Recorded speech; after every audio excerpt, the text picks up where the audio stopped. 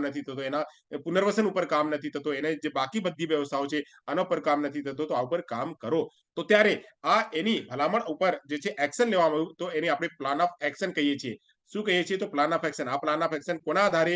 તો 1986 ના જે ધારા, જે આપણી પોલિસી બની, પોલિસીની આધારે જ્યારે એની રિવ્યુ કરવામાં આવ્યું રામમૂર્તિ કમિટી દ્વારા, તો આ રિવ્યુને પોઈન્ટને લીધે જે છે આ જે આપણે ચર્ચા કરવામાં આવી, તો આમાં કહેવામાં આવ્યું કે જે ગંભીર દિવ્યાંગ બાળકો છે એને સમાન તકો અને શિક્ષકો માટે તાલીમ માટે વિશેષ શાળા ખોલાવવાનું જે સૂચનો કર્યો, વિશેષ શાળાને ઓપન કરવા માટે, પછી શિક્ષકોને તાલીમ આપવા માટે, પછી જે છે દિવ્યાંગોને ગંભીર જે દિવ્યાંગ બાળકો છે એના માટે આવાસીય વિદ્યાલય પણ જે કરવામાં આવી. તો આ જે છે વ્યવસ્થાઓ, ત્યારે આ પેરેલલી જે છે આપણે 1992 માં 1992 માં આપણે આરસીઆઈ એક્ટ પણ જે છે ત્યારે આ એની પર ચર્ચા સંસદમાં ચાલતી હતી. આ એને પણ જે એને એક ફૂલ ફ્લેજ તરીકે એક એક્ટ બનાવવા માટે એની ચર્ચા ચાલતી હતી. ત્યારે 1992 માં 1992 માં જે છે એને સંસદમાં એની જે પાસ થઈ, અને એની સંકલ્પના હતી આરસીઆઈ ની સ્થાપના રજિસ્ટર્ડ સોસાયટી તરીકે 1986 માં સપ્ટેમ્બર જે છે એની થઈ હતી, અને પછી સપ્ટેમ્બર 1992 માં, એટલે આપણે વાત કરીએ તો 1992 માં ના રોજ સંસદ દ્વારા આરસીઆઈ ના કાયદો ઘડવામાં આવ્યું, કે આરસીઆઈ એક્ટ જે છે બનાવવામાં આવ્યું. આ પણ બનાવવામાં આવ્યું શેના આધારે? આ બધી વાતો જે છે પ્લાન ઓફ એક્શનમાં જે રિપોર્ટ આવી આની આધારે જે છે એની સંકલ્પના કરવામાં આવી. અને આમાં જે શિક્ષકોની તાલીમ હતી અને વિશેષ શાળા ખોલવાની વાત, આ દિવ્યાંગોની પુનર્વસન માટે વાત, આ બધી જે છે આની આધારે જે છે પછી આરસીઆઈ જે છે, આરસીઆઈ એ કોર્સ બનાવવા માંડી, અને જે દિવ્યાંગ બાળકોના જે સંસ્થાઓ છે, સંસ્થાઓને જે છે એને સુપરવિઝન કરવા માટે એને કામગીરી આપવામાં આવી. અને પછી આ જે આરસીઆઈ એક્ટ હતું, આરસીઆઈ એક્ટમાં 3 જે અધ્યાય, અને 3 અધ્યાયમાં બાદ એમાં કરવામાં આવી કે પહેલા અધ્યાયમાં તો હતું કે આ એક કાર્યકારી કમિટી કેવી રીતે હશે, પછી બીજા અધ્યાયમાં કરવામાં આવ્યું કે આ જે છે આપણે જે કોર્સ જે છે બાળકોને આ જે 1992 ના જે પ્લાન ઓફ એક્શન છે આની મુજબ, આની સૂચન મુજબ આપણે એ લોકો જે છે અધ્યાય નંબર 2 માં ચર્ચા કરી, અને પછી ત્રીજા અધ્યાયમાં એ લોકો કર્યા કે આને આપણે ફોલોઅપ કેવી રીતે લેશું. તો 3 અધ્યાય જે છે આરસીઆઈ એક્ટમાં ચર્ચા કરવામાં આવી. પછી જે છે 22 જૂન 1993 ના રોજ એક વૈધાનિક સંસ્થા જે બની, આજે છે આપણે 1992 ના જે ધારાધોરણ છે, આ 1993 માં 22 જૂન ના રોજ એ જે છે એક ધારાધોરણ તરીકે એ બનીને આવ્યું. પછી આ જે છે એને આરસીઆઈ એક્ટ ને આગળ જઈને 2000 માં ફરીવાર એને જે છે રિવ્યુ કરવામાં આવ્યું, અને એને એનામાં જે સુધારો હતો, જે અમેન્ડમેન્ટ હતો, આ અમેન્ડમેન્ટ પર જે છે શું કરવામાં આવ્યું. તો આ જે છે 2000 માં એના અમેન્ડમેન્ટ પણ થયું હતું. અત્યારે હું એટલે માત્ર બસ સૂચન આપી દઉં છું. આરસીઆઈ ની જ્યારે વાત આવે તો આરસીઆઈ ને આપણે 3 બાતોને ધ્યાન રાખવાનું છે. તો પહેલી વાત છે એના ગઠન ક્યારે થયું? તો 1986 માં, અને એના એક્ટ ક્યારે બન્યું? તો 1992 માં, અને એનામાં સુધારો અમેન્ડમેન્ટ ક્યારે થયું? તો 2000 માં. આ ત્રણેય વસ્તુઓ જે છે યાદ રાખવાની છે. આ વચ્ચે કોઈ નથી પૂછતો કે 22 જૂન 1993 આ પ્રકારના પ્રશ્ન નથી આવતો, પણ જ્યારે આવે તો આપણે ધ્યાન રાખવાનું છે કે 22 જૂને આ બધાને જે છે આ બધા માટે ઓપન કરી દીધવામાં આવ્યું. પણ બન્યું ક્યારે? તો આ જે છે આ સપ્ટેમ્બર 1992 માં સંસદમાં એક એક્ટ તરીકે પાસ કરવામાં આવ્યું. જેમ આપણે જે વાત કરીએ છીએ પીડબ્લ્યુડી એક્ટ ને આરટી એક્ટ ને, આરટી એક્ટ 2009 છે, પણ એ જે છે 1 એપ્રિલ 2010 માં બધાને લાગુ કરવામાં આવ્યું. પણ આપણે એવી જ રીતે એ પણ છે કે જ્યારે બન્યું પણ લાગુ ક્યારે કરવામાં આવ્યું? તો આ લાગુ જ્યારે કરવામાં આવ્યું તો આજે છે 1993 માં. તો 1993 ને નથી આપણે ઓળખતા, પણ આપણે 1992 તરીકે ઓળખીએ છીએ જ્યારે એની ફ્રેમિંગ થઈ.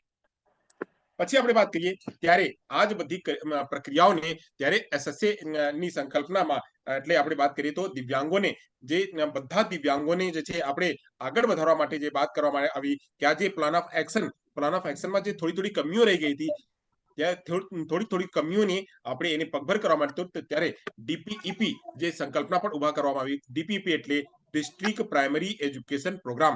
તો આ ડિસ્ટ્રિક્ટ પ્રાઇમરી એજ્યુકેશન પ્રોગ્રામને લઈ આવવામાં આવ્યું, અને આમાં જ આ ડીપીઈપીમાં યુનિફોર્મ, ભોજન, જે કાંઈ વ્યવસ્થા હતી, આ બધી વ્યવસ્થાઓને આ ડીપીઈપી તરફ જે છે આમાં લઈ આવવામાં આવ્યું. તો આ જે છે આમાં શું કરવામાં આવ્યું? તો વૈકલ્પિક માધ્યમો દ્વારા, ઔપચારિક પ્રાથમિક શાળાઓ દ્વારા તમામ બાળકોને પ્રાથમિક શિક્ષણમાં પ્રવેશ આપવા માટે આ જે છે આ ડિસ્ટ્રિક્ટ પ્રાઇમરી એજ્યુકેશન જે છે એ લઈ આવે, કે જે બાળકો ડ્રોપ આઉટ હતા, કે જે બાળકો વિદ્યાલયમાં આવતા ન હતા, આ બધા બાળકોને લઈ આવવા માટે ત્યાં જે છે એને ભોજન, યુનિફોર્મ અને સ્કોલરશિપ, આ બધી વ્યવસ્થાઓ જે છે કરવામાં આવી. અને વિદ્યાલયને પણ જે વિદ્યાલયની સંરચના, વિદ્યાલયને બનાવવાનું, એક નવો વિદ્યાલય ફોર્મ કરવાનું, આ પણ જે છે ડીપીઈપી ના કાર્યક્રમ તહેત ચાલતો હતો. હવે જે છે ઘણી બધી જગ્યા જે છે ડીપીપી ના કાર્યક્રમ નથી ચાલતો, પણ આ ડીપીપી ના જે કાર્યક્રમ છે એને કન્વર્ટ કરી દેવામાં આવ્યું છે ડાયટમાં. તો આપણે ડાયટ જે છે દરેક જિલ્લામાં એક ડાયટ હોય છે, અને ડાયટમાં જે છે એને કન્વર્ટ કરી દેવામાં આવ્યું છે. પછી આપણે વાત કરીએ તો આને લીધે પેરેલલ પછી આ 1994 પછી જે છે આપણું ત્યારે એક દિવ્યાંગ માટે એક સભા ચાલતી હતી અને સભામાં જે સભા પૂરી થયા પછી આ જે છે પર્સન વિથ ડિસેબિલિટી એક્ટ 1995 જે છે એ કરવામાં આવ્યું. હવે 1995 એક્ટમાં આપણે 14 અધ્યાય છે અને 74 ધારાઓ છે અને એ જે છે આમાં 14 અધ્યાય 74 ધારાઓની સાથે સાથે 7 ડિસેબિલિટી ના આમાં વર્ણન કરવામાં આવ્યું. કોઈ કહેશે આમાં કે 7 ડિસેબિલિટી કઈ છે? કોઈ કહેશે મને? लो 7 विजन, हाँ low very good. Vision, totally blind, वन बुद्धि, એલએમડી, एचआई, हाँ हाँ આગળ આગળ. Autism, autism, autism sir, locomotor disability, autism, cerebral palsy, hearing impaired, cerebral Okay. Palsy, cerebral ના ના સેરલ પાલ્સી, પાલ્સી આમાં નથી. मल्टीपल डिसेबिलिटी, મલ્ટિપલ ડિસેબિલિટી પણ નથી આમાં. સાહેબ totally blind, ટોટલી બ્લાઇન્ડ છે. હા તો આપણે વાત કરીએ અહીંયા. આવો તો અહીંયા જે છે ચાલો હું ભાઈ કહું તો પ્લીઝ મ્યુટ કરી નાખો. કોનો અવાજ આવે છે? તુષાર વૈશાલી બેન તમારી અહીંયાથી અવાજ આવે છે, પ્લીઝ મ્યુટ કરો. હા તો અહીંયા હું કહી દઉં છું કયા કયા છે. તો સૌથી પહેલા આપણે વાત કરીએ તો એક એચઆઈ એટલે છે એક એચઆઈ. અહીંયા લખું છું હું એક એચઆઈ પછી વીઆઈ માં 2, એક વિઝ્યુઅલી ઇમ્પેરમેન્ટ ટોટલ અને એક લો વિઝન. 2 વીઆઈ લઈ લો. વીઆઈ માં એટલે આપણે વિઝ્યુઅલ થી 2 વીઆઈ અને લો વિઝન. પછી આઈડી જે આપણા મગજના છે એનામાં 2 લઈ લો. એક છે આપણે ટોટલ આપણે પહેલા આપણે મેન્ટલ રિટાર્ડેશન કહેતા હતા. અહીંયા એમઆર ને આપણે કહીએ આઈડી. એમઆર ને કહીશું આપણે આઈડી. હવે આ થઈ ગયા 1 2 3 અને 4 અને આનું એક જે છે બીજો છે એમઆઈ મેન્ટલ ઇલનેસ. તો કેટલા થઈ ગયા? એચઆઈ, વીઆઈ, એલવી, આઈડી અને એમઆઈ કેટલા થઈ ગયા? 1 2 3 4 અને 5 થઈ ગયા. પછી જે છે આપણે વાત કરીએ તો અહીંયા આપણે જે છે લો લેપ્રોસી જેને આપણે કુષ્ઠરોગ કહીએ અને પછી જે છે આપણે લોકોમોટર ડિસેબિલિટી કાં તો એને ફિઝિકલ ડિસેબિલિટી કહીએ અને લોકોમોટર ડિસેબિલિટી કહીએ. Physical disability, locomotor disability, LD અને એને જ નામ છે બીજું જે છે ઓર્થોપેડિકલી હેન્ડીકેપ એને ઓએચ પર કહીએ છીએ. તો કેટલા થઈ ગયા? આ એક પહેલો, આ વીઆઈ બીજો, લો વિઝન ત્રીજો, એમઆર આઈડી ચોથો, એમઆઈ પાંચમો, એલસી એટલે લેપ્રોસી કોડ છઠ્ઠમો અને ઓએચ, એલડી અને પછી પીએચ આ જે છે સાતમો. કુલ 7 પ્રકારની દિવ્યાંગતાના વર્ણન આ આપણે પીડબ્લ્યુડી એક્ટ 1995 જેનું નામ છે સમાન તકો અધિકારનું સંરક્ષણ અને સંપૂર્ણ ભાગીદારી. ક્યારેક આ પણ પ્રશ્ન પૂછવામાં આવે છે કે પીડબ્લ્યુડી એક્ટ ના પૂરું નામ શું? તો પૂરું નામ શું છે? તો એને આપણે જ્યારે ગુજરાતીમાં આવે તો એને એમ જ કરવાનું કે સમાન તકો અધિકારોનું સંરક્ષણ અને સંપૂર્ણ ભાગીદારી. આ જે ફૂલ પાર્ટિસિપેશનની વાત કરે છે આ પીડબ્લ્યુડી એક્ટ 1995 જે છે એ કરવામાં આવ્યું. તો આમાં કુલ જે છે 14 અધ્યાય, જેમાં 14 અધ્યાયમાં અલગ અલગ 14 અધ્યાયો છે. જેમાં પહેલા અધ્યાયમાં આપણે વાત કરીએ તો જે આપણે લોકલ કમિટી છે. પછી હા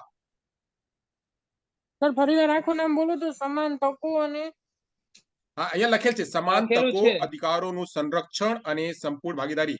પીપીટી માં સામે લખેલ છે અહીંયા સમાન તકો અધિકારોનું સંરક્ષણ અને સંપૂર્ણ ભાગીદારી. હા કોણ કહે છે? કાય કોઈ કઈ કહે છે? ચાલો તો અહીંયા સુધી થઈ ગયા. તો પીડબ્લ્યુડી એક્ટ 1995 જે છે આ આપણું દિવ્યાંગતાના ક્ષેત્રમાં સૌથી પહેલો જે છે આ એક્ટ બન્યું. અને આ એક્ટમાં હવે અહીંયાથી વાત થઈ 7 દિવ્યાંગતા. હવે 7 દિવ્યાંગતાની આગળ જઈને આ પૂરું ન થયું તો પછી આ 1995 ની આગળ જે છે આપણે 1999 અહીંયા 1995 લખેલ છે, અહીંયા 1999 કરી લો. આ 1999 માં 1999 માં શું? અહીંયા 1999 તો 1999 માં નેશનલ ટ્રસ્ટ એક્ટ બનાવવામાં આવ્યું. હવે આ નેશનલ ટ્રસ્ટ એક્ટ જે છે આમાં 4 પ્રકારની 4 દિવ્યાંગતાઓ ઉમેરવામાં આવી. હવે 4 દિવ્યાંગતામાંથી એક દિવ્યાંગતા તો આપણી જે જૂની દિવ્યાંગતા છે. જે જૂની દિવ્યાંગતાનું નામ છે શું? એમઆર ના ઉલ્લેખ જે છે આપણે પીડબ્લ્યુડી એક્ટમાં કરવામાં આવ્યું. એમઆર છે. પછી છે આપણે અહીંયા જે આપણે વાત કરતા હતા સીપી ના ઉલ્લેખ છે અહીંયા છે. પછી જે આપણે વાત કરીએ તો એસડી ના અહીંયા ઉલ્લેખ છે. એસડી ની સિવાય આપણે વાત કરીએ તો એસડી ની અલગ પછી જે Autism. છે આપણે એમડી મલ્ટિપલ ડિસેબિલિટી ના ઉલ્લેખ છે. તો આપણે 3 ડિસેબિલિટી અલગથી અહીંયા જે છે ઉલ્લેખ કરવામાં આવ્યું, 3 ડિસેબિલિટીને.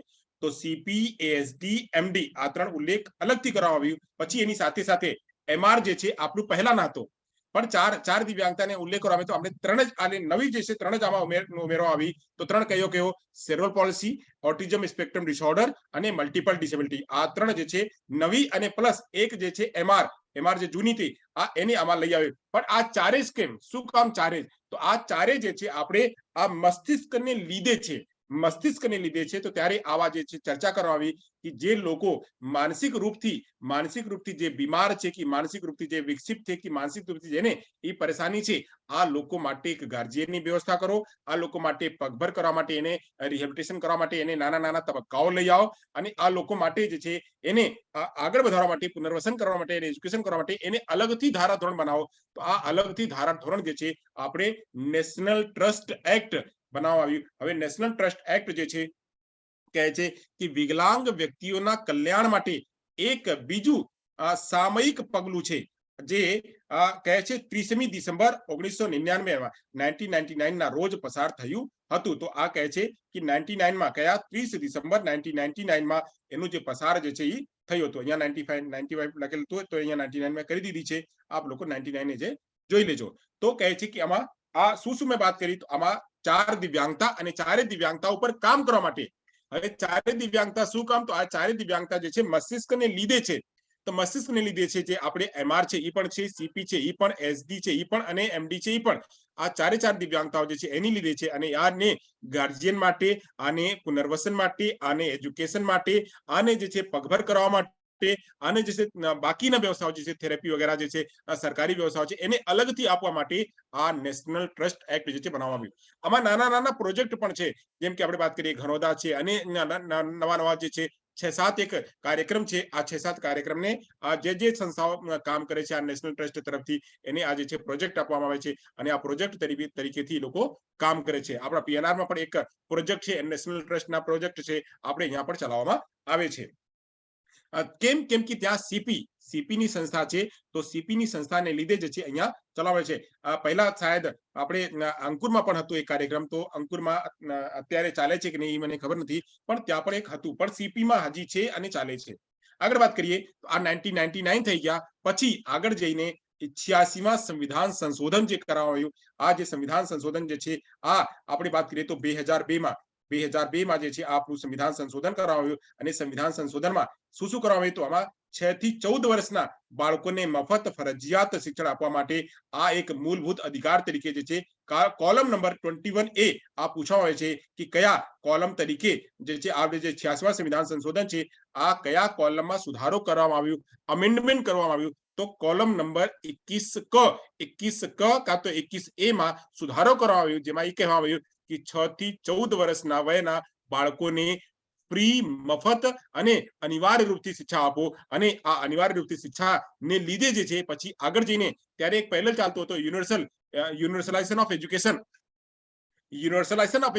ચાલતો હતો. અને યુનિવર્સલાઇઝેશન ઓફ એજ્યુકેશન ને એને સાકાર કરવા માટે સર્વ શિક્ષા અભિયાન આવ્યું. ત્યારે અટલ બિહારી વાજપેયીના શાસનકાળ હતો અને અટલ બિહારી વાજપેયીના શાસનકાળમાં સ્કૂલ ચલે હમ જેવા અભિયાન જે છે આ એક સ્લોગન અને એક નારો જે છે વાગતો હતો. અને આ ગાડીઓમાં કે વેબસાઇટ ઉપર કે બધી જગ્યાએ સ્કૂલ ચલે હમ, આવો સ્કૂલ ચલે હમ. તો સબ પઢે. આ એક પેન્સિલ ઉપર બે છોકરાઓ બેસીને આવા એક સ્લોગન હતો કે સબ ભણે એવા પ્રકારના જે પ્રક્રિયા જે ચાલી ત્યારે એને સર્વ શિક્ષા અભિયાન કહેવામાં આવતો હતો. તો સર્વ શિક્ષા અભિયાન જેને આપણે કહીએ EFA એટલે એજ્યુકેશન ફોર ઓલ.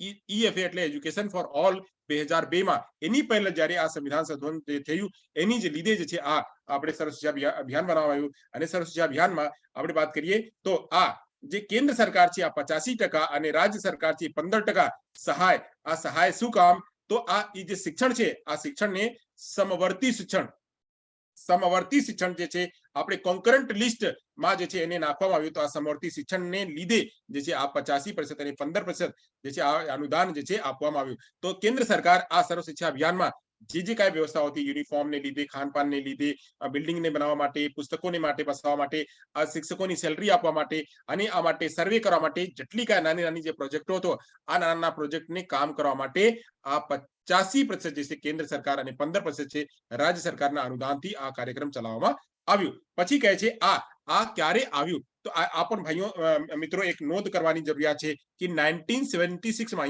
અહીંયા લખી નાખો કે 1976 માં 42માં જે સુધારો 42માં સંવિધાન સુધારોમાં આ તો 86માં સંવિધાન સંશોધન છે ભાઈ. આ 86માં સંવિધાન સંશોધનમાં આપણે શિક્ષાની વાત કરવામાં આવી, શિક્ષામાં 21 ક ઉમેરવામાં આવ્યું. પણ એની પહેલા જ્યારે આપણે 42માં સંવિધાન જે સુધારો થયો ત્યારે 5 વિષયો એટલે કયો તો એક શિક્ષણ હતો, એક જંગલ હતો, એક વજન અને માપ હતી, એક જંગલી પ્રાણીઓ હતા અને પ્રાણીઓના રક્ષણ અને ન્યાય.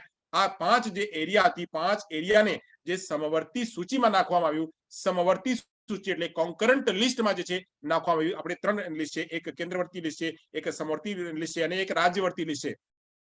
એક કેન્દ્રવર્તી લિસ્ટ છે, એક રાજ્યવર્તી લિસ્ટ છે અને એક જે સૂચિ છે અને એક જે છે સમવર્તી સૂચિ છે.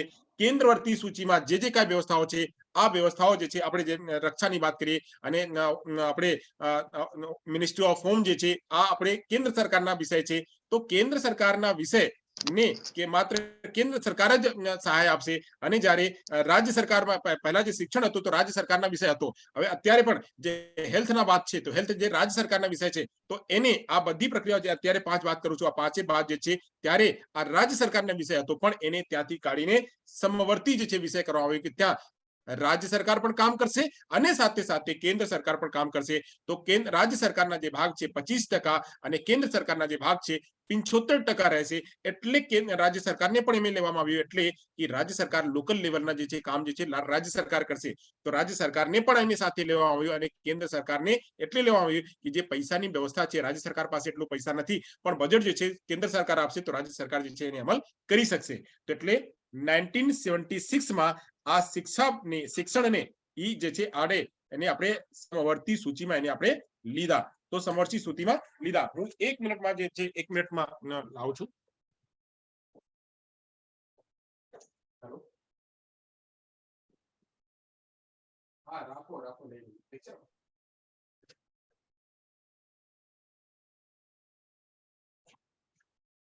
હા તો આપણે વાત કરતા હતા કે આપણે જે છે શિક્ષણના જે વાત છે શિક્ષણ સેના વિષય થયું તો સમવર્તી સૂચિના ક્યારેક એ પણ પ્રશ્ન પૂછવામાં આવે છે કે શિક્ષણ સેના વિષય છે, કેન્દ્ર સરકારના વિષય છે કે રાજ્ય સરકારના વિષય છે કે સમવર્તી સૂચિના વિષય છે. તો શિક્ષણને કયા સૂચિમાં નાખવામાં આવેલ છે તો શિક્ષણને સમવર્તી સૂચિમાં નાખવામાં આવેલ છે. અને સમવર્તી સૂચિમાં ક્યારે નાખવામાં આવ્યું તો 1976 માં 42માં સુધારામાં જે સુધારા હતો અમેન્ડમેન્ટ હતું આમાં જે છે આપણે આ નાખવામાં આવ્યું. પછી આ એજ્યુકેશન ફોર ઓલ થઈ ગયા. પછી જે છે આપણે વાત કર્યા હતા તો જે આપણી પીડબ્લ્યુડી એક્ટ 1995 માં બન્યું 1995 માં જે પીડબ્લ્યુડી એક્ટ બન્યું આ 1995 માં આમાં થોડો સુધારો કરવામાં આવ્યો.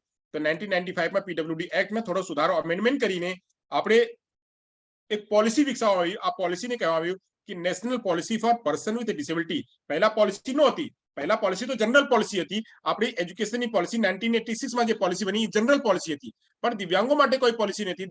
દિવ્યાંગો માટે કાનૂન તો બની દેવામાં આવ્યો, આરસીઆઈ ને ગઠન કરી દેવામાં આવ્યું પણ કોઈ પોલિસી નો એવી પ્રકારની કોઈ પોલિસી નો બનાવવામાં આવ્યું કે આ પોલિસીમાં કોણ કામ કરશે, કેવી રીતે કામ કરશે, કયા વિદ્યાલયો રહેશે, કેટલા નેશનલ ઇન્સ્ટિટ્યૂટ રહેશે, નેશનલ ઇન્સ્ટિટ્યૂટના શું કામગીરી રહેશે, આ કેવા પ્રકારના કામગીરી કરશે એ કામગીરીના નક્કી જે છે નો હતો. તો નક્કી કરવા માટે national policy for person with disability 2006 માં જે છે લઈ આવવામાં આવ્યું. હવે આમાં શું કહેવામાં આવે છે તો કહે છે પીડબ્લ્યુડી ની વસ્તી 2001 માં 2.19 કરોડ હતી અને એ જે છે 2011 માં જનગણનામાં 2.68 થઈ ગઈ. તો હવે આ જે બધી પ્રક્રિયાઓ છે એની જ લીધે જે છે આપણે આમાં જે આપણે 3 એક્ટ અને 7 નેશનલ ઇન્સ્ટિટ્યૂટ જે છે આમાં જે છે ઉમેરવામાં આવ્યું. અને આ જે છે આ આપણે પર્સન વિથ જે આપણે છે national policy on education, national policy for person with disability આ એડવોકેટ કરે છે, વકાલત કરે છે કે આ જે દિવ્યાંગ બાળકો છે દિવ્યાંગ બાળકોને 1995 માં જે ધારાધોરણ બની છે આને લીધે આ એડિક્વેટ એક્સેસ એટલે આ પર્યાપ્ત રૂપમાં જે છે એને પહોંચ આપો અને પર્યાપ્ત રૂપમાં પહોંચને પછી સાથે સાથે એને ઓપોર્ચ્યુનિટી એને તકો આપો જેથી કે દિવ્યાંગ બાળકોના હનન ન થઈ શકે અને આ જે દિવ્યાંગ બાળકોના જે છે અધિકારો મળી શકે. છતાં પણ જે છે અધિકારો ન મળ્યું અને એની parallel same national policy for person with disability 2006 2006 ની પેરેલલ ત્યારે UNCRPD ચાલતો હતો, United Nations convention on the right of person with disability. આ પણ પેરેલલી ચાલતો હતો, ત્યારે ઈ પણ જે છે આવવામાં આવ્યું. હવે એની ચર્ચા કરીએ કે આ જે છે આ શું. અચ્છા, આમાં નથી તો હું અત્યારે આમાં જ કહી દઉં. તો આ એની સામે આ અત્યારે નેશનલ ની વાત કરું છું, તો આ ઇન્ટરનેશનલ વાત છે. આ જે આપણી આ UNCRPD છે, તો UNCRPD જે છે ઇન્ટરનેશનલ લેવલ પર આ એની ગઠન કરવામાં આવ્યું 2006 માં. તો એને સિગ્નેટરી કરી અને આપણી ઇન્ડિયા પણ આમાં એક સિગ્નેટરી હતી, અને પછી આપણી અહીંયા આવીને 2007 માં UNCRPD ને 2007 માં આપણી અમલમાં મૂકવામાં આવ્યું. પછી ત્યારથી લઈને આપણે 2016 માં જે છે આપણું RPWD એક્ટ જે છે બનાવવામાં આવ્યું. હવે જે આપણા 50 આર્ટિકલ છે આમાં, તેમાં તો આપણે વાત કરીએ તો જે UNCRPD છે, UNCRPD માં 50 અધ્યાયો છે. હવે 50 અધ્યાયોમાં અલગ અલગ શિક્ષાની વાત કરવામાં આવી છે, રોજગારની વાત કરવામાં આવી છે, મહિલાઓની શિક્ષાની વાત કરવામાં આવી છે, બુજુર્ગોની શિક્ષાની વાત કરવામાં આવી છે, દિવ્યાંગોને એક્સેસિબિલિટીની વાત કરવામાં આવી છે, બેરિયર ફ્રી એન્વાયરમેન્ટની વાત કરવામાં આવી છે. એવી રીતે અલગ તબક્કાઓને 50 એરિયામાં જે છે વાત કરવામાં આવી છે. ક્યાં? તો UNCRPD માં. તો UNCRPD 2006 માં ઇન્ટરનેશનલ લેવલ પર કામ કરતી હતી, ત્યારે આપણી અહીંયા પણ એક policy, national policy for person with disability, એ પણ બનાવવામાં આવ્યું. અહીંયા સુધી બધાને ક્લિયર થઈ ગયા છે. આગળ ચલીએ છીએ. આગળ વાત કરીએ તો ત્યારે હવે 2006 ના વાત થઈ ગયા. હવે 2009 માં આવીએ, ત્યારે આપણે સર્વ શિક્ષા અભિયાન અને જે આપણું 86મા સંવિધાન સંશોધન 2002 માં જે આવ્યું, આ સંશોધનની મુજબ ત્યારે એવું પણ કામ કરવામાં આવ્યું કે આપણે એના ઈ બાળકોને આપણે એક ફ્રેમવર્ક બનાવીએ. ત્યારે એક વચ્ચે એક ફ્રેમવર્ક પણ આવ્યું. આ ફ્રેમવર્ક મેં નો લીધી, પણ આ ફ્રેમવર્ક પણ આપ લોકો નોંધ કરી લો. આ વચ્ચે મેં 2 ચીજે કહી દી, બંને ચીજો નોંધ કરી લેજો. તો એક મેં UNCRPD ની વાત કરી. UNCRPD ની સંકલ્પના ઇન્ટરનેશનલ લેવલ પર 2006 માં એની ફ્રેમિંગ કરવામાં આવી, અને 2007 માં આપણા ભારત જે છે એમાં સિગ્નેચર કર્યું અને આપણે અહીંયા ભારતમાં લાગુ કરવામાં આવ્યું. પછી એની પહેલા જે છે 2005 માં, એની પહેલા આપણે વાત કરીએ તો 2005 માં એક NCF નેશનલ કરિક્યુલમ ફ્રેમવર્ક જે બનાવવામાં આવ્યું, એની પર આપણે આગળ જઈને જે ચર્ચા કરશું. NCF જે છે એની ઉપર આપણે ઘણી આમાં જે વાત છે કહે છે કે લર્નિંગ વિધાઉટ બર્ડન જે છે આચાર્ય રામમૂર્તિ કમિટીના જે સિફારિશો હતી, એ સિફારિશોને લીધે જે છે આ NCF જે છે બનાવવામાં આવ્યું. અને આમાં એ કહેવામાં આવ્યું કે બાળકોને લર્નિંગ વિધાઉટ બર્ડન કરવામાં આવે, અને આ માટે એક ફ્રેમવર્ક જે છે બનાવવામાં આવ્યું. અને આમાં 16 જેવા ફોકસ ગ્રુપ ડિસ્કશન થયું, અને આ ફોકસ ગ્રુપ ડિસ્કશનને લીધે એકદમ કમ્પ્રિહેન્સિવ પ્લાન બનાવીને NCERT ને આપવામાં આવ્યું. અને NCERT તે મુજબ જે છે એના જે સ્ટેટ લેવલના કાઉન્સિલ છે એને આપ્યું, અને એ લોકો જે છે પાઠ્યક્રમ બનાવવામાં એ લોકો બનાવ્યા. તો આપણે આ NCF ની ચર્ચા ચાલી ગઈ. NCF ક્યારે? NCF જે છે 2005. NCF 2005 જે મેં અહીંયા વાત કરી. હવે 5 પછી આ NCF ની ચર્ચા અને 86મા સંવિધાન સંશોધનની ચર્ચા પ્રમાણે જે છે RTE right to education act 2009, શિક્ષણનું અધિકાર અધિનિયમ 2009, શિક્ષણનું અધિકાર અધિનિયમ 2009 જે છે લઈ આવવામાં આવ્યું. અને ત્યારે આપણા ભારત જે છે આ એક બન્યું. અને આ ભારત જે છે આપણે આ ઈ પણ કહે કે આ ભારત આપણે વિશ્વના એક રાઇટ ટુ એજ્યુકેશન એક્ટ ને લાગુ કરવાનું એક સંસ્થા બની ગઈ. તો આ જે છે 2009 જે છે કરે છે. 2009 ની આપણે ચર્ચા કરી લઈએ, પછી 2012 અને 2019 ની પણ ચર્ચા કરશું આમાં. તો આ કહે છે કે 1 એપ્રિલ આ લાગુ તો થયું, આપણે એને એક્ટ પાસ કરાવ્યું 2009 માં, પણ જે છે 1 એપ્રિલ 2010 માં બધા દેશને આ કલમ જે છે આ 21 ક ની સાથે, 21 ક કોને કહે છે? તો 21 ક જે છે કહે છે 86મા સંવિધાન સંશોધનની વાત કરે છે. 21 ક 86મા સંવિધાન સંશોધનની વાત કરે છે, જે કહે છે 6 થી 14 વર્ષના બાળકોને કમ્પલસરી એજ્યુકેશન આપવું જોઈએ. અને આ જે છે શિક્ષણના અધિકાર પણ એક અધિકાર છે. માનવ અધિકાર જેમ હોય છે, આ શિક્ષણના અધિકાર પણ એક અધિકાર હોય છે. આ એક અધિકાર આપવામાં આવ્યું. ત્યાંની આ અધિકાર એક નિયમ તરીકે જે બનાવવા 2009 માં આવ્યું, અને 2010 માં એને જમ્મુ કાશ્મીરને, ત્યારે જમ્મુ કાશ્મીરને છોડીને, જમ્મુ કાશ્મીરને બાદ કરીને બાકી બધા દેશને, જે બધા આપણા રાજ્યો છે, બધા રાજ્યોને લાગુ કરવામાં આવ્યું. પણ ત્યારે જે છે આપણા પોતપોતાના રાજ્યમાં થોડું ઉમેરો કર્યું, અને થોડું ઉમેરો કરીને એ લોકો કર્યા. કેમ કે આ જે છે રાઇટ ટુ એજ્યુકેશન એક્ટ જે છે કેન્દ્રવર્તી લેવલ હતું. આ આપણે ministry of human resource and development દ્વારા બનાવવામાં આવ્યું અને આ જે છે બનાવીને જ્યારે રાજ્ય સરકારને આપવામાં આવ્યું તો રાજ્ય સરકાર પણ એને ઉમેર્યું. શું કામ? તો આપણે વાત કર્યા કે શિક્ષણ જે છે આ સમવર્તી સૂચિના વિષય છે, તો રાજ્યોને પણ અધિકાર છે કે એ લોકો પણ એની પોતપોતાની રીતે થોડું ઉમેરી શકે, ઘટાડા વધારા એ કરી શકે. ઘટાડ તો ન શકે પણ આવા જે છે એને સંશોધન પણ કરી શકે, તો સંશોધન એ લોકો જે છે પોતપોતાની રીતે કરીને લાગુ કર્યા.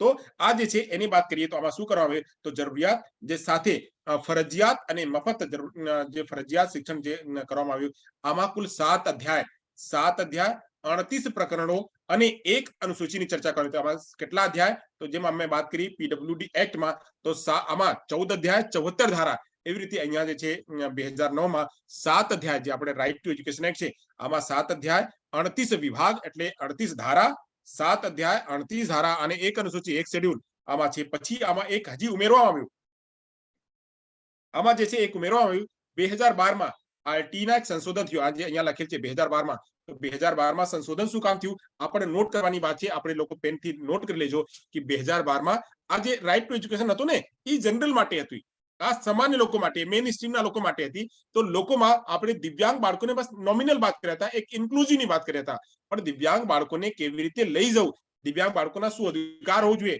દિવ્યાંગ બાળકોને કેવી રીતે એને શિક્ષણ આપવું જોઈએ, દિવ્યાંગ બાળકોને એક્સેસિબિલિટી કેવી રીતે આપવું જોઈએ, કેટલા પ્રભાગ અને કેટલા દિવ્યાંગોને કેવી રીતે આપવાનું, કોને હોમ એજ્યુકેશન આપવાનું, કોને સ્કૂલમાં દાખલા કરવાનું, આ બધી વિગત જે છે બધી વિગતને વિસ્તારમાં ચર્ચા કરીને 2012 માં આ જ રાઇટ ટુ એજ્યુકેશન એક્ટને 2012 માં અમેન્ડમેન્ટ કરવામાં આવ્યું, સુધારો કરવામાં આવ્યો અને આ સુધારો બસ માત્ર દિવ્યાંગ બાળકોને લઈને સુધારો કરવામાં આવ્યો. અને આ સુધારોને જેટલી ધારાઓ બની હતી આ 38 ધારાઓ મેં કહું છું ને, આ 38 ધારામાં જ્યાં જ્યાં લાગુ પડે છે, આપણે એસએમસી ની વાત કરીએ કે આપણે બાળકોને પ્રવેશની વાત કરીએ કે બાળકોના જે છે સ્ક્રીનિંગની વાત કરીએ કે બાળકોને જે છે આપણે પુસ્તકોની વાત કરીએ કે બાળકોને સૂચનની વાત કરીએ, બાળકોને શિક્ષક માટે વાત કરીએ, આ બધી વાતોની જે છે બાળકોના મૂલ્યાંકન, આ બધી વાતોમાં જ્યાં જ્યાં વાતો હતી આ કોલમમાં 1, 2, 3, 4 થી લઈને 38 માં આ બધી કોલમોમાં જે છે ચર્ચા આ દિવ્યાંગોને લઈને, દિવ્યાંગોને આમાં ઉલ્લેખ કરવામાં આવ્યો અને દિવ્યાંગોને કેવી રીતે કરવું આ પણ આમાં ચર્ચા કરવામાં આવી. તો આ એટલે આ 2012 જે છે ઓળખવામાં આવે છે 2012 રાઇટ ટુ એજ્યુકેશન એક્ટના સુધારો છે અને સુધારોમાં માત્ર દિવ્યાંગો માટે આ કામ કરવામાં આવ્યું. આપ લોકોને ખબર હશે કે આ ત્યારે આ રાઇટ ટુ એજ્યુકેશન એક્ટમાં એ કહેવામાં આવ્યું કે બાળકોને કોઈ પ્રકારના આપણે તમે રોકી ન શકો. બાળક 5માં છે એ પાસ ન થયા તો પણ 6માં જશે, બાળક 6માં છે પાસ ન થઈ ગયા તો પણ 7માં જશે, બાળક 7મા ધોરણમાં છે પાસ નથી થતા, તમને ખબર છે કે પાસ નહીં થાય, આ બાળકને એટલું લેવલ નથી તો પણ બાળકને 8મા ધોરણમાં કરવામાં આવશે. આ જે છે ફરજિયાત કે બાળકોને તમે રોકી ન શકો, આ રિટેન્શન ન કરી શકો, બાળકને ડ્રોપ આઉટ ન કરી શકો, એટલે આ જે છે રાઇટ ટુ એજ્યુકેશન એક્ટમાં બનાવવામાં આવ્યો. તો એનું જે છે નેગેટિવ ઇમ્પેક્ટ પડતો હતો કે બાળકને હવે જ્યારે આપણે રોકીએ નહીં તો બાળકનો સુધાર કેવી રીતે થશે, બાળકમાં જે આપણું ટાર્ગેટ છે સુધારો કરવાનું, જ્યારે આપણે બાળકને રોકીએ, બાળકને હજી આપણે પ્રેક્ટિસ કરાવીએ તો બાળકમાં સુધારો થશે. તો ત્યારે આ બધા જે રાજ્યો છે બધા રાજ્યોની અનુશંસાને લીધે, બધા રાજ્યોના ફીડબેકને લીધે 2019 માં આમાં સુધારો કરવામાં આવ્યો કે આ રાજ્ય સરકારને જિમ્મેદારી આપવામાં આવે છે કે રાજ્ય સરકાર અગર જોઈએ, રાજ્ય સરકારની ઈચ્છા છે તો એ બાળકોને રોકી શકે, પણ આ વધારે નથી રોકવાનું, બાળકને આ એટલું સમય સુધી રોકવાનું કે ત્યાર સુધી તમે એને તૈયારી કરી લ્યો અને બાળક જે છે એ સામે જઈ શકે. એની જે છે વય જાય નહીં, એને વય ન જાય, સાથે સાથે જે બાળકો જાય છે એ સાથે સાથે જઈ શકે. તમારી ઈચ્છા હોય તો તમે એકને 5 મહિના 6 મહિના 3 મહિના માટે રોકીને એને તૈયારી કરાવો, એને તૈયારી કરાવીને પછી એને આગળ લઈ જાઓ. આ જે છે સુધારો આ 2019 માં કરવામાં આવ્યું. પ્લીઝ મ્યુટ કરી નાખો. પછી જે છે આ આપણે વાત કર્યા આ થઈ ગયા રાઇટ ટુ એજ્યુકેશન એક્ટ. પછી રમસા આવ્યું. રમસા પહેલા જે છે આપણે સૌથી પહેલા આઈઈડીએસએસ આવ્યું 2009 માં. જેમ આપણે આ 2009 માં રાઇટ ટુ એજ્યુકેશન એક્ટ આવ્યું ત્યારે આ આઈઈડીએસએસ ની પણ સંકલ્પના બનાવવામાં આવી એમએચઆરડી દ્વારા. તો કહે છે આઈઈડીએસએસ 2009-10 માં શરૂ કરવામાં આવી છે. આ યોજના દિવ્યાંગ બાળકો માટે સંકલિત શિક્ષણ આઈઈડીસી ના વિસ્તાર છે. આઈઈડીસી જે integrated education four disabled children છે, આ પ્રાથમિક એજ્યુકેશનમાં એસએસસી માં કામ કરવા માટે થતી હતી, પણ ત્યારે એ પણ વિચારવામાં આવ્યું કે આ એસએસસી તો બસ માત્ર 6 થી 14 વર્ષના બાળકો માટે જ કામ કરે છે. 6 થી 14 વર્ષ બાળકો માટે કામ કરે છે. તો આ બાળકોને આગળ કેવી રીતે જે આગળ બાળકો જાય છે, હવે રાઇટ ટુ એજ્યુકેશન એક્ટમાં એ પણ કહેવામાં આવ્યું કે આ જે બાળકોને જે નોર્મલ બાળકો છે, જે સામાન્ય બાળકો છે, 6 થી 14 વર્ષને શિક્ષણ આપવામાં આવશે. પણ જ્યારે દિવ્યાંગ બાળકો રહેશે તેને 6 થી 18 વર્ષના બાળકોને ફ્રી એન્ડ કમ્પલસરી એજ્યુકેશન આપવામાં આવશે. ત્યારે બાળકને જે છે ત્યાં એ સંકલ્પમાં પણ આવી કે આ બાળકોને કેવી રીતે કરશું. જ્યારે બાળક 9મા ધોરણમાં જશે, 10મા ધોરણમાં જશે, 11મા ધોરણમાં જશે, તો આ બાળકોને સેકન્ડરી સ્ટેજમાં બાળકોને જે દિવ્યાંગ બાળકો છે એને સેકન્ડરી સ્ટેજમાં જ્યારે બાળક જશે એની કેવી રીતે કરાવશું. તો એટલે ત્યારે એક સ્કીમ બનાવી, એક પ્રોજેક્ટ બનાવ્યો. જે પ્રોજેક્ટનું જે સ્કીમનું નામ હતું IEDSS, integrated education four disable secondary stage. Integrated education four disable secondary stage જે છે આ શરૂ કરવામાં આવ્યું. તો આ જે છે આ શરૂ કરીને ત્યારે એને વિસ્તાર કરવામાં આવ્યો. પછી થોડા સમય પછી જે છે એને 2013માં રમસા સાથે જે છે આ ઉલ્લેખ કરી દેવામાં આવ્યો. રમસામાં એને મર્જ કરી દેવામાં આવ્યું કે રમસા અને IEDSS બંને એક સાથે કામ કરતા હતા. તો આ એટલી વાત થઈ. પછી આપણે વાત કરીએ તો 2016માં આપણી જે ધારાધોરણ છે આપણે દિવ્યાંગ બાળકોના UNCRPD ને રિકમેન્ડેશન ને આધારે UNCRPD ને ફૂલ ફ્લેશ કરવા માટે UNCRPD ના જે પ્રમુખ જે સૂચનો હતી આ સૂચનોને આપણા દેશમાં લાગુ કરવા માટે RPWD એક્ટ જે છે 2016માં બન્યું. અને આમાં કેટલા એનું જે છે બિલ, કેટલા એમાં સુધારો, કેટલા ડ્રાફ્ટ બન્યું અને ડ્રાફ્ટ બનીને ફાઇનલી 2016માં જે છે એની સંકલ્પના આવી. તો કહે છે UNCRPD 2007 પર હસ્તાક્ષર કર્યા. મેં કીધું ને કે 2007માં આપણે સરકાર, આપણી જે ભારત સરકાર છે હસ્તાક્ષર કરીને આપણી આ લાગુ કર્યું અને બહાલી આપ્યા પછી 26 ડિસેમ્બર 2016માં સંસદમાં પસાર થયું અને આ PWD એક્ટ 1995 ની જગ્યાએ રિપ્લેસ કરવામાં આવ્યું.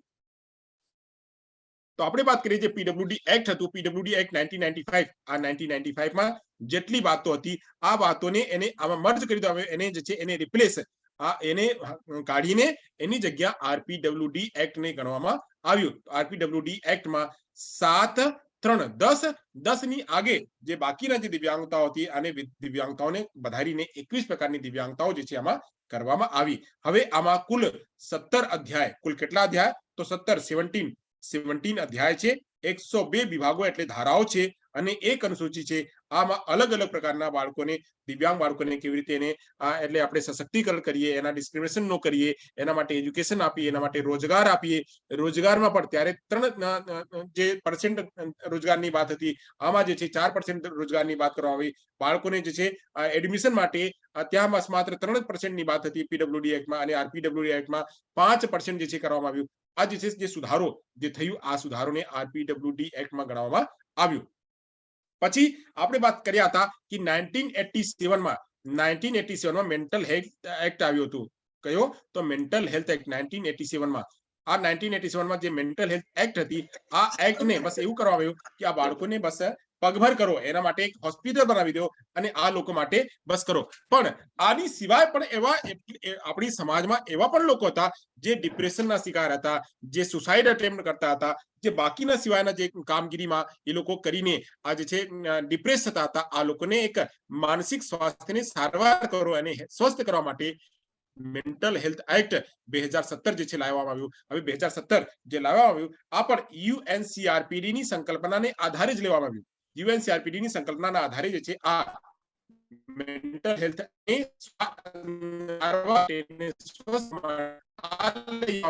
અને આમાં શું કરવામાં આવ્યું, આમાં શું પ્રોત્સાહન આપવાનું હતું. જે છે જે વ્યક્તિ માનસિક રૂપથી જે વિક્ષિપ્ત છે, માનસિક રૂપથી જે બીમાર છે એની સંભાળ કરવું, એને જે રાખવું, એની જે ક્રૂરતા, અમાનવીયતા અને અપમાનજનક જે શબ્દો જે છે આ શબ્દોને કાઢીને આને એને સારી તકો આપવું અને સારા જે છે એને પુનર્વસન આપવું, આ માટે કામ કરવામાં આવ્યું. પછી જે છે આ એક્ટ આવ્યું અને જે છે એની માટે જે મેન્ટલ હેલ્થ એક્ટ છે એની જ માટે અલગથી એક નેશનલ ઇન્સ્ટિટ્યૂટ પણ ઉમેરવામાં આવ્યું. નેશનલ ઇન્સ્ટિટ્યૂટ જે આપણા અલગ અલગ નેશનલ ઇન્સ્ટિટ્યૂટ છે, ધારો કે વાત કરીએ આપણે અલિયાવર નેશનલ ઇન્સ્ટિટ્યૂટ છે, પછી આપણે VI માટે નેશનલ ઇન્સ્ટિટ્યૂટ છે, પછી ID બાળકો માટે નેશનલ ઇન્સ્ટિટ્યૂટ છે, પછી OS માટે નેશનલ ઇન્સ્ટિટ્યૂટ છે, પછી SB નિર્ટાર છે, પછી મલ્ટિપલ ડિસેબિલિટી માટે એક નેશનલ ઇન્સ્ટિટ્યૂટ છે, પછી આપણે વાત કરીએ તો લોકોમોટર ડિસેબિલિટી માટે એક નેશનલ ઇન્સ્ટિટ્યૂટ છે, પછી વાત કરીએ તો આપણે સાઇન લેંગ્વેજ માટે એક નેશનલ ઇન્સ્ટિટ્યૂટ છે. એવી રીતે આ મેન્ટલ હેલ્થની સારવાર કરવા માટે એક નેશનલ ઇન્સ્ટિટ્યૂટ ક્રિએટ કરવામાં આવ્યું જેનું નામ છે NIMHR. NIMHR જે છે એની 28 મઈ 2019માં સિહોરમાં એમપીમાં સિહોરના એમપીમાં જે છે બનાવવામાં આવ્યું. આ જે છે એની કામગીરી આ જે છે એ કોના અંડરમાં કામ કરે છે? તો આ એ અંડરમાં કામ કરે છે DEPWD, department of empowerment of person with disability. આ જે ડિપાર્ટમેન્ટ છે આ ડિપાર્ટમેન્ટ MSJNE તહેત ministry of social justice and empowerment ના અંડરમાં આ મિનિસ્ટ્રી છે. આ મિનિસ્ટ્રીના અંડરમાં department of empowerment of person with disability છે. અને એના અંડરમાં જે છે આપણે નવો નેશનલ ઇન્સ્ટિટ્યૂટ અને નવો નેશનલ ઇન્સ્ટિટ્યૂટમાં આપણી એક NIMHR પણ છે. તો અહીંયા સુધી આપણે વાત કરી લીધા એન્ડ આપણે મેન્ટલ હેલ્થ એક્ટની સારવાર પણ કરી લીધા. હવે આગળ વધીએ તો વાત કરે છે કે પછી આગળ જઈને આપણે આ national policy national education policy 2020 આવી, જે આ 2020 માં નવી રાષ્ટ્રીય શિક્ષા નીતિના વિવિધ શૈક્ષણિક જૂથો માટે આશા, આકાંક્ષા અને વિવિધ શૈક્ષણિક વિકલ્પો પર લઈ આવ્યું. એની અમે વિસ્તારમાં અહીંયા ચર્ચા નથી કરતા, કેમ કે વિસ્તારમાં એને બહુ જ વિસ્તારમાં ચર્ચા છે, તો ત્યારે એની ચર્ચા કરશું ત્યારે કરશું. બસ એટલું આપણે જાણવાનું છે કે આપણે અને આ ઉપર કેટલા લેક્ચર પણ થઈ ગયા છે, આપ લોકો પણ જાણો છો. તો આમાં બસ માત્ર એટલું જાણવાનું છે કે રાષ્ટ્રીય શિક્ષા નીતિમાં આપણે અલગથી સાઇન લેંગ્વેજની વાત, અલગથી વિશેષ વિદ્યાલયની વાત, અલગથી ECCE ની વાત અને 5+3+3+4 ની વાત, પછી હાયર એજ્યુકેશનની વાત, હાયર એજ્યુકેશનમાં દિવ્યાંગો માટે બેરિયર ફ્રી એન્વાયરમેન્ટ કરવા માટે, અને પછી જે છે પરખ જેવા જે છે આપણે એસેસમેન્ટના સેન્ટર ઉભા કરવા માટે આ બધી વ્યવસ્થાઓ જે છે કરવામાં આવી. આ જે છે નેશનલ એજ્યુકેશન પોલિસી 2020 ના પર અહીંયા ચર્ચા થઈ ગઈ. હવે આગળ વાત કરીએ. અહીંયા આપ લોકો પાસેથી એક પ્રશ્ન છે. આ પ્રશ્નને બહુ ધ્યાનથી વિચારીને જવાબ આપવાનો છે. ધ્યાનથી આ મોટા અક્ષરમાં લખેલ છે. આ મોટા અક્ષરમાં ધ્યાનથી જોઈને સમજીને, બહુ ઝડપી નથી, 1 મિનિટ ટાઈમ લેવાનું હોય તો લઈ લેજો, પછી મને જવાબ આપશો. આ જે સેન્ટેન્સ કહું છું, આ સેન્ટેન્સ ઈ માન્યતા છે કે હકીકત છે? આ જે સેન્ટેન્સ જે હું કહું છું, આ જે આવશે ઈ સેન્ટેન્સને આપણે માન્યતા કહેશું કે હકીકતમાં છે આ કહેશો. ચલો, આ સેન્ટેન્સ આપણી સામે આવે છે, ગુજરાતીમાં છે. કહે છે સમાન તકનો અર્થ એ છે કે દરેક સાથે સમાન વ્યવહાર થવો જોઈએ. આ માન્યતા છે? હકીકત છે સર. હકીકત છે સર. હકીકત છે.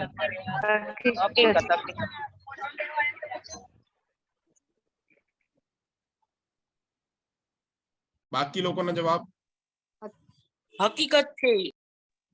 ઈ હકીકત છે. હકીકત છે સર. અચ્છા, હકીકત છે. હકીકત છે. ચલો ફરીવાર કોઈ કહે હકીકત છે કે માન્યતા છે? હકીકત. અચ્છા, હકીકત છે. પણ મને લાગે છે કે આ માન્યતા છે. ચાલો હું વાત કરું છું કે આપણે ઇક્વિટી અને ઇક્વાલિટી ની વાત કર્યા હતા. શેની વાત કર્યા હતા? ઇક્વિટી અને ઇક્વાલિટી. તો આપણે અહીંયા જ્યારે વાત કરીએ કે સમાન તકનો અર્થ એ કે દરેક સાથે સમાન વ્યવહાર કરો. ધારો કે અહીંયા વાત કરું કે આ એક આપણા દિવ્યાંગ બાળક છે, અહીંયા આપણા એક દિવ્યાંગ બાળક છે અને અહીંયા એક સામાન્ય વ્યક્તિ છે. હવે આ સામાન્ય વ્યક્તિ કહે છે કે આ તમારે 25 કિલોના વજન ઉપાડવાનું છે, 25 કિલોના વજન ઉપાડવાનું છે અને તમારે 5 કિલોમીટર પેદલ ચાલવાનું છે. 25 કિલોના વજન ઉપાડવાનું છે અને 5 કિલોમીટર પેદલ ચાલવાનું છે. તો શું આ સમાન વ્યવહાર આ બાળકો સાથે થશે? દિવ્યાંગ બાળક માટે નહીં ને? ના સર.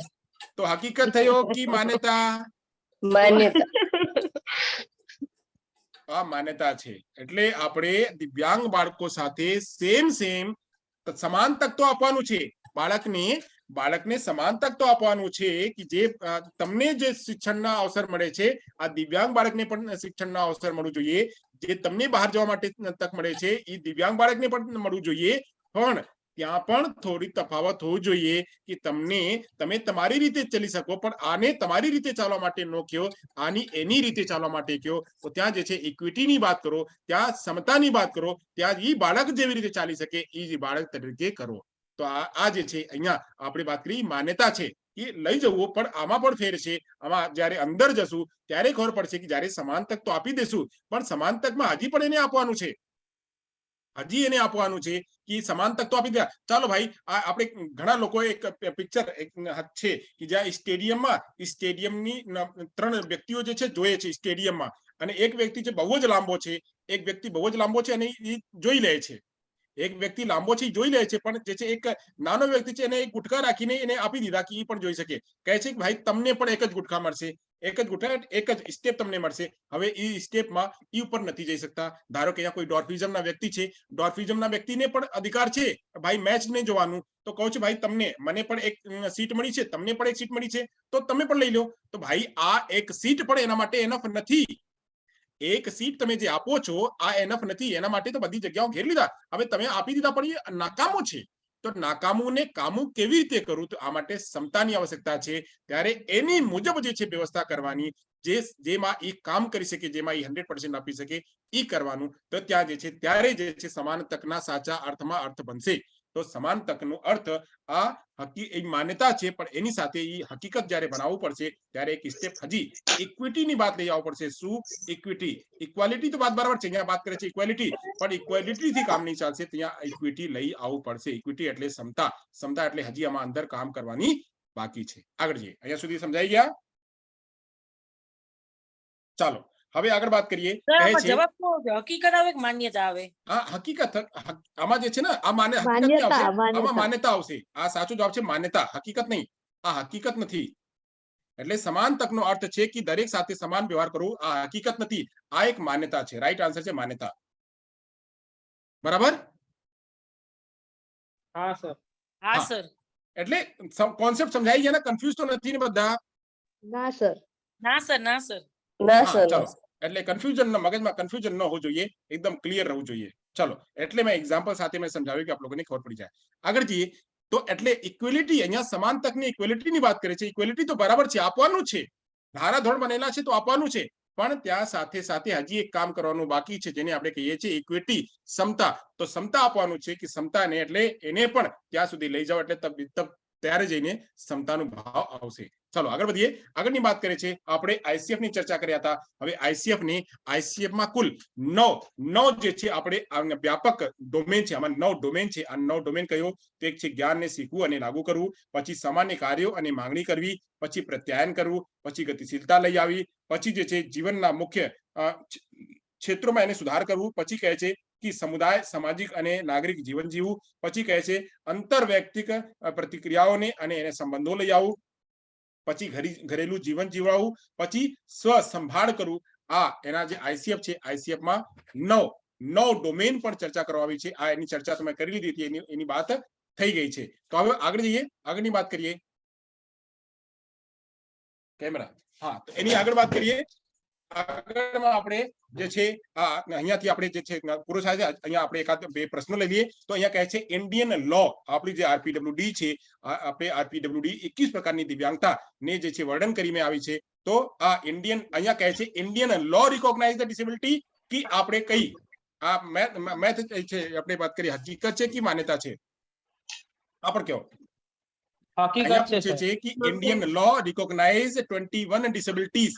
ઇન્ડિયન લો એ કરેલી છે કે આપણે આરપીડબ્લ્યુડી એ કરેલા છે? RPWD RPWD. તો આપણે લોકો કહે છે કે આપણા જે છે આપણું કાનૂન, ભારતના કાનૂન જે છે એને બનાવ્યું છે. તો ભારતના કાનૂન નથી બનાવ્યું. ભારતના કાનૂનમાં જે આરપીડબ્લ્યુડી એક્ટ છે, ફેક્ટ જે છે આ આરપીડબ્લ્યુડી એક્ટ છે. અહીંયા જે છે આપણે આ જે સેન્ટેન્સ છે, આ સેન્ટેન્સ શું છે? આ સેન્ટેન્સ મિથ છે, હકીકત નથી. હકીકતમાં શું છે? RPWD act. જ્યારે ઇન્ડિયન લો નો કહીને શું કહે?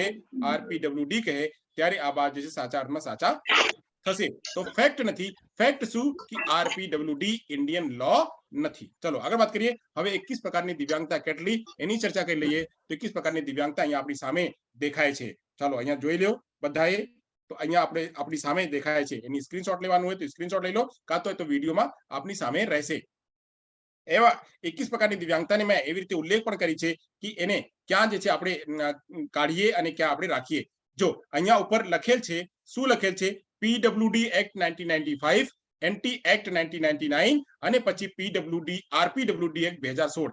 તો 1995 માં 7 પ્રકારની દિવ્યાંગતા, અને પછી એન્ટી એક્ટ માં 4 પ્રકારની દિવ્યાંગતા, અને જે આરપીડબ્લ્યુડી છે આમાં 21 પ્રકારની દિવ્યાંગતાના વર્ણન કરવામાં આવ્યું. જે 7 છે, 7 માંથી આમાં એક તો હજી આવ્યું, તો અહીંયા માત્ર 3 અને 9 જે છે 3 જ ના ઉલ્લેખ કરવામાં આવ્યું. અને આમાં આ 7 અને 3 10 થઈ ગયા. તો આ 10 21 માંથી 10 જે આપણે વાત કરીએ તો 11 જે છે નવી આરપીડબ્લ્યુડી માં 11 નવી દિવ્યાંગતાઓના ઉલ્લેખ કરવામાં આવ્યો. હવે આપણે વાત કરીએ તો કઈ પ્રકારની જે દિવ્યાંગતાઓ છે એની આપણે ચર્ચા કરી લઈએ. તો જો અહીંયા જે છે પહેલા, બીજા, ત્રીજા, ચોથા, પાંચમા, છઠ્ઠા, સાતમા આ એવા કલરના જે છે આ જે બ્લુ કલરના છે, આ બ્લુ કલરના જે છે આપણે પીડબ્લ્યુડી એક્ટના છે. હવે વાત કરીએ પછી એન્ટી એક્ટમાં જે છે, એન્ટી એક્ટમાં આપણે આ કલરના, આ કલર અને આ કલર આ એન્ટી એક્ટના છે. બાકીના જેટલા કલર છે, આ બાકીના જેટલા કલર આ આપણા આરપીડબ્લ્યુડી એક્ટના કલર છે. તો આપણે cerebral palsy, autism spectrum disorder, multiple disability અને આ ઇન્ટેલેક્ચ્યુઅલ ડિસેબિલિટી 1, 2, 3 અને 4 આ 4 મળીને એન્ટી એક્ટના છે. અને બાકી બ્લાઇન્ડનેસ છે, લો વિઝન છે, લેપ્રોસી ક્યોર છે, હિયરિંગ પેમેન્ટ છે, લોકોમોટર ડિસેબિલિટી છે, મેન્ટલ ઇલનેસ છે, આ અને આ ઇન્ટેલેક્ચ્યુઅલ ડિસેબિલિટી મળીને ઉપરના જે 7 છે આ પીડબ્લ્યુડી એક્ટના છે. અને બાકીને બધાને મળીને વાત કરશું તો આપણે 21 પ્રકારની દિવ્યાંગતા જે છે આ આપણા આરપીડબ્લ્યુડી એક્ટના ધારાધોરણમાં જે છે આ કહેવામાં આવ્યું હતું. ચલો, બહુ સરસ. તો અહીંયા સુધી આપણે વાત કર્યા. હવે આની પછી જે છે આપણે આ થોડુંક આપણે કાર્યક્રમ છે આ એટલે આમાં થોડુંક ક્વિઝ જેવા છે, આ એવા પ્રકારના ક્વિઝ છે. અહીંયા સમજીને આપ લોકોને જવાબ આપવાનું છે. કહે છે અહીંયા છે કે વોટ યુ મસ્ટ સે, આપ તમે શું કહેશો, શેના માટે કહેશો? Is deaf and dumb technical correct? આપણે જ્યારે આપણે વાત કરીએ કે ડેફ એન્ડ ડમ્બ ને આપણે કહીએ કે આ ડેફ એન્ડ ડમ્બ કહેવું જોઈએ, આ ટેકનિકલી કરેક્ટ છે? ના. ડેફ એન્ડ ડમ્બ કહું, ડેફ બાળકોને ડેફ એન્ડ ડમ્બ કહું ટેકનિકલી કરેક્ટ છે? ના. તો શું કહીએ આપણે? તો આપણે શું કહીશું? આપણે ડેફ એન્ડ નો કહીશું તો શું કહીશું? આમાં લખેલ છે person who have physical disability, person who is deaf and enable two here. આ તો કહેશું નહીં આપણે. તો પછી કહે છે ડિસેબલ ફ્રેન્ડલી ટોયલેટ, આ ક્યાંથી આવી જશે? પછી કહે છે person who is crutches walker, આ પણ નહીં આવશે. કહે છે person who may prefer using sign language and communication. તો આપણે જે છે આ કહેશું અને આપણે કહેશું physical who is physical disability, person who is physical disability. આ જે દિવ્યાંગ બાળક છે એને ફિઝિકલ ડિસેબલ પણ કહીએ છીએ. આ રેડ વાળા જે વ્યક્તિ છે એને આપણે કહીએ. કહે છે person who is speech May sound different from majority, આપણે એને કહી શકીએ. આપણે એને પણ કહી શકીએ person who is speech May sound different from the majority. જે બાકીના લોકો છે, બાકીના લોકોથી કરીને આ અલગ છે, એ આપણે કહીએ person with speech disability, person with language sign language user, person with physical disability, આ આપણે કહી શકીએ. બાકી જે 3 શબ્દો છે આપણે કહી ન શકીએ. ચાલો, કોઈ કહેતો હતો કઈ બીજો શબ્દ? આગળ ના લઈએ. કોઈને કઈ પ્રશ્નો હતો? હા કે ના? ના. ચાલો, તો આગળ વધીએ. આગળ કહે છે is mentally retarded never use, is mentally retarded never use. સાચી વાત છે, આપણે મેન્ટલી રિટાર્ડેડ નેવર યુઝ કરવાનું છે. આપણે ક્યારેક મેન્ટલી રિટાર્ડેડ નથી યુઝ કરવાનું. તો નહીં યુઝ કરવાનું તો શું યુઝ કરવાનું? આપણે મેન્ટલી રિટાર્ડેડ ન કહીએ તો શું કહીએ? તો અહીંયા કહે છે કે person who uses mobility device use કરનારને આપણે મેન્ટલી રિટાર્ડેડ કહીએ નહીં. Person who mental age is younger than the physical age, એ સાચો છે. બાળકના ફિઝિકલ એજ કરતા એની મેન્ટલ એજ જે છે ઓછી છે, એને આપણે કહીએ. પછી કહે છે student who has trouble seeing board, કહે છે કે આપણે બોર્ડ ને જોવામાં એને તકલીફ પડે છે તો એ નહીં આવશે, એને વિઝ્યુઅલ ઇમ્પેરમેન્ટ કહીએ. કહે છે person who is wheelchair user, તો એ પણ નહીં આવશે. પછી કહે છે પર્સન હેઝ કોગ્નિટિવ એબિલિટી, તો કોગ્નિટિવ એબિલિટી યુઝ કરનાર એટલે પર્સન હેઝ કોગ્નિટિવ એબિલિટી, તો એ નહીં આવશે. કોગ્નિટિવ એબિલિટી હોત તો એને આપણે મેન્ટલી રિટાર્ડેડ નો કહે. તો કહે છે person who has N intellectual disability, આ આપણે સાચા અર્થમાં કહીએ. તો આપણે સાચા અર્થમાં શું કહેશું? તો સાચા અર્થમાં પહેલા આ એક અને બીજા અહીંયા કહે છે સાચા અર્થમાં person who has N intellectual disability, આ આપણે કહી શકશું. તો જ્યારે આવા પ્રકારના પ્રશ્નો આવે તો ત્યારે આ ધ્યાનથી વિચારીને જોવાનું કે આપણે કયા ને કયા શબ્દ વાપરશું, કહેશું. ચાલો આગળ વાત કરીએ. બહુ ઝડપી લેશું કેમ કે આપણે સરના જે સેશન છે એકદમ રેડી છે. Handicap person suffering from avoid, આપણે વાત કરીએ હેન્ડીકેપ, સફરિંગ અને એવોઇડ, આ બધાને આપણે એવોઇડ કરીએ તો કહેશું શું? બાળકને હેન્ડીકેપ નહીં કહેવાનું, બાળકને આ સફરિંગ નહીં કહેવાનું, તો શું કહેવાનું? તો શું કહેવાનું? અહીંયા કહે છે person who has live with disability, આ સાચો જવાબ છે. ડિસેબલ્ડ પર્સન નહીં કહીએ આપણે. તો અહીંયા કહે છે person who has mobility device, આ મોબિલિટી ડિવાઇસ યુઝ કરે છે, આ કહી શકીએ. પર્સન વિથ ડિસેબિલિટી, આ પણ કહી શકીએ. ડેફ એન્ડ ડમ્બ પર્સન, આ નહીં કહી શકીએ. કહે છે person who has a cognitive disability, તો કોગ્નિટિવ ડિસેબિલિટી આપણે કહી શકીએ કે એક વ્યક્તિ જે છે આ સંજ્ઞાનાત્મક ક્ષમતા ધરાવે છે એ પણ આપણે કહી શકીએ. તો અહીંયા આપણે આ પહેલો કહી શકીએ.